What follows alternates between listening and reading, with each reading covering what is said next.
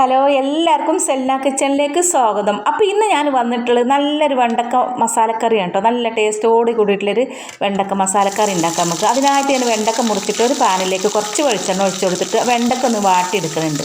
വെണ്ടക്ക നല്ലോണം ഒന്ന് വാട്ടിയെടുക്കുക. വെണ്ടക്കയുടെ ആ പച്ച കളർ പോകരുത് കേട്ടോ. ആ ഒരു സമയം വരെ നമുക്കൊന്ന് വാട്ടിയെടുക്കാം. അങ്ങനെ നമ്മളെ വെണ്ടക്ക ഏകദേശമൊക്കെ ആയിട്ടുണ്ട്. ഇതാ ഇത്ര മതി. ഇങ്ങനെ ഈ ഒരു പരുവത്തിലാകുമ്പോൾ നമുക്ക് വെണ്ടക്ക അതിൽ നിന്ന് ഇന്ന് മാറ്റിയെടുക്കാം.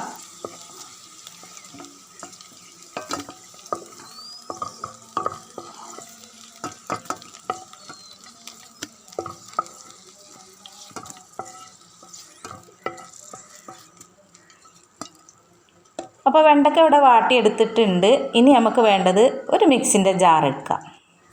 അപ്പോൾ ആ മിക്സിൻ്റെ ജാർക്ക് ഞാൻ ഒരു സവാള മുറിച്ചിട്ട് അത് ചേർത്ത് കൊടുക്കുന്നുണ്ട്. ഒരു 4-5 അല്ലി വെളുത്തുള്ളിയും ചേർത്ത് കൊടുക്കുന്നുണ്ട്.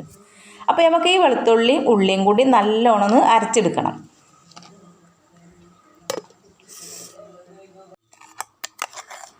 അപ്പോൾ വെളുത്തുള്ളിയും ഉള്ളി ഇതുപോലെ അങ്ങോട്ട് അരച്ചെടുത്തിട്ടുണ്ട്. ആ പാനിലേക്ക് നമ്മൾ വെണ്ടക്ക വാട്ടിയല്ലോ, അതിൽ തന്നെ നമുക്ക് കുറച്ച് വെളിച്ചെണ്ണയും കൂടി ഒഴിച്ചു കൊടുത്തിട്ടുണ്ട്. വെളിച്ചെണ്ണ ഒഴിച്ചു കൊടുത്തിട്ട് ഗ്രാമ്പു, പട്ട, ഏലക്ക ഒക്കെ കുറച്ച് 2 ഏലക്കയും 2 ഗ്രാമ്പും 2 ചെറിയ കഷ്ണം പട്ടയും കൂടി ഇട്ട് കൊടുത്തിട്ടുണ്ട്. പിന്നെ ഇട്ട് കൊടുത്തത് പെരിഞ്ജീരകമാണ്. ഒരു 1/2 ടീസ്പൂൺ പെരിഞ്ജീരകം, ഒരു 1/4 ടീസ്പൂൺ ചെറിയ ജീരകം. അതും കൂടി നല്ലോണം ഇട്ട് പൊട്ടി വന്നതിന് ശേഷമാണ് നമ്മൾ അരച്ച് വെച്ചിട്ടുള്ള ആ ഉള്ളി ഇട്ട് കൊടുക്കുന്നത്. അപ്പോൾ ആ ഉള്ളിയൊക്കെ ഇട്ട് കൊടുത്തിട്ട് നമുക്ക് നല്ലോണം വഴറ്റി കൊടുക്കണം. നല്ലോണം വഴറ്റിയിട്ട് നല്ലൊരു മണം വരുന്നത് വരെ ഇങ്ങോട്ട് വഴറ്റി കൊടുക്കുക. അപ്പോഴാണ് നമ്മൾ ആ കറി നല്ലൊരു ടേസ്റ്റ് ഉണ്ടാകും. അപ്പോൾ ആ ഉള്ളി ഇങ്ങോട്ട് വാടി നല്ലോണം മുട്ടങ്ങ് വരുമ്പോൾ ആ കളറൊന്ന് മാറി വരും ആ ഉള്ളിൻ്റെ. അതേവരെ നമുക്കൊന്ന് വഴറ്റി കൊടുക്കണം. അപ്പോൾ അതവിടെ ഇരിക്കട്ടെ. ഇനി നമുക്ക് തക്കാളി ഒന്ന് അരച്ചെടുക്കാനുണ്ട്.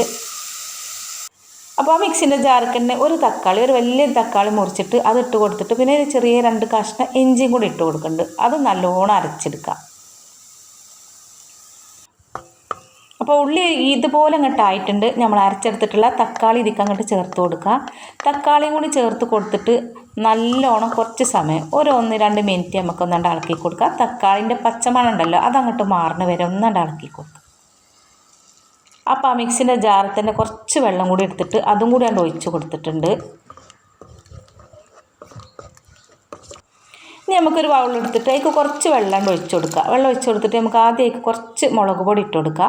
1 ടീസ്പൂൺ മുളക് പൊടി ഇട്ട് കൊടുത്തിട്ടുണ്ട്. ഒരു 1/2 ടീസ്പൂൺ മഞ്ഞൾപ്പൊടി ഇട്ട് കൊടുത്തിട്ടുണ്ട്. പിന്നെ മല്ലിപ്പൊടി ഇട്ട് കൊടുത്തിട്ടുണ്ട്. മല്ലിപ്പൊടി ഒരു 2 ടീസ്പൂൺ ഇട്ട് കൊടുത്തിട്ടുണ്ട്. ഗരം മസാല ചേർത്ത് കൊടുത്തിട്ടുണ്ട്. ഇത് വീഡിയോയിൽ കണ്ടിട്ടില്ല. അപ്പോൾ ഒരു 1/2 ടീസ്പൂൺ ഗരം മസാലയും കൂടി ഇതിൽ ഞാൻ ചേർത്തിട്ടുണ്ട്. നല്ലോണം ഇളക്കി കൊടുത്തതിന് ശേഷം തക്കാളി അതുപോലെ ഇങ്ങോട്ടായിട്ടുണ്ട്. തക്കാളി, ഉള്ളി. അതിനുശേഷം നമ്മളൊരു 3 ടീസ്പൂൺ തൈര് ചേർത്ത് കൊടുക്കുന്നുണ്ട്. അധികം പുളിയില്ലാത്ത തൈരാണ് ചേർത്ത് കൊടുക്കുന്നത്. 3 ടീസ്പൂൺ ചേർത്ത് കൊടുത്തിട്ട് നല്ലോണം ഒന്ന് ഇളക്കി കൊടുക്കണം.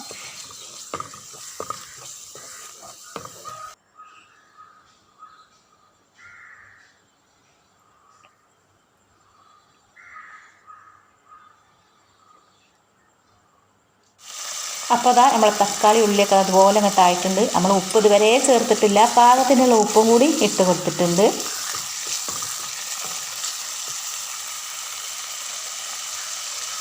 ഇനി നമ്മൾ ആ കലക്കി വെച്ചിട്ടുള്ള മസാലകളുണ്ടല്ലോ അത് ഇതിലേക്ക് അങ്ങോട്ട് ഒഴിച്ച് കൊടുക്കുക.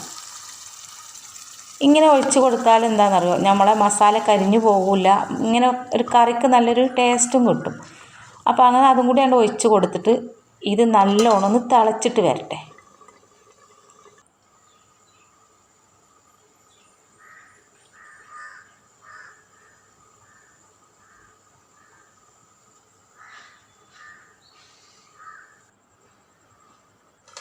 അങ്ങനെതാ നമ്മളെ കറി ഇതുപോലെ അങ്ങോട്ട് നല്ലോണം തിളച്ചിട്ടുണ്ട് കേട്ടോ. നല്ലോണം തിളച്ച് വന്നതിന് ശേഷമാണ് നമ്മൾ വെണ്ടക്ക ഇട്ട് കൊടുക്കാൻ പോണത്. തിളച്ചിങ്ങോട്ട് കുറുകി വന്നിട്ടുണ്ട്. ഇനി നമുക്ക് വെണ്ടക്ക ഇട്ട് കൊടുക്കാം. അപ്പോൾ വെണ്ടക്ക ഇട്ട് കൊടുത്തതിന് ശേഷം ഒന്നും കൂടി അവിടെ ഇളക്കി കൊടുത്തിട്ട് നമുക്ക് കുറച്ച് സമയം ഒരു 1-2 മിനിറ്റ് അങ്ങോട്ട് അടച്ചു വെക്കാം.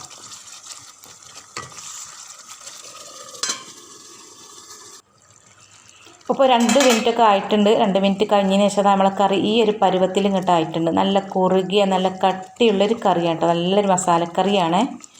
അതുപോലെ ഇങ്ങോട്ട് ആയിട്ടുണ്ട്. ഇനി നമുക്ക് ഗ്യാസൊക്കെ ഓഫാക്കി കൊടുക്കാം.